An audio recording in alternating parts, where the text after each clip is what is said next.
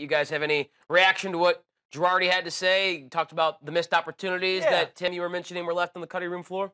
Yeah, obviously, we brought up the Sanchez 3-0 one, but Joe was right. The very next inning, you get the first two guys on. You got to make good when you're trailing. The crowd is sort Should of they into have it. bunted? You and I were kicking that around when watching that game, but then you move runners second and third. Did you give up and out? They were losing 3-0 at that point. I thought it led off the seventh inning, which means you have 9 outs left, to make something happen. I'm of the belief I'm not just going to give up one of those outs with first and second. It was Hicks up at that point. This was the inning before. Tough, 3-0, you want him to take a full hack, not a half hack. You don't want to get cheated 3-0, and that's what Gary did.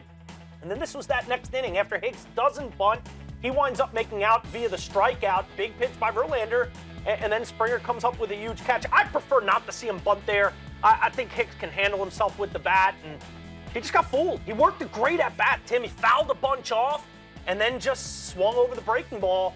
2 on, 1 out, and then Frazier hits one to the wall. You wonder if the Yankees, maybe a couple little victories. Giles pitched 20-plus pitches in the 9th inning. But you know what you're getting tomorrow. All hands on deck. Obviously, whatever any pitcher is asked to do, they're going to leave it all out on the table and pitch with adrenaline. I'll tell you who loved this game was the Dodgers. They sat back and are rooting for another nail-biting Game 7.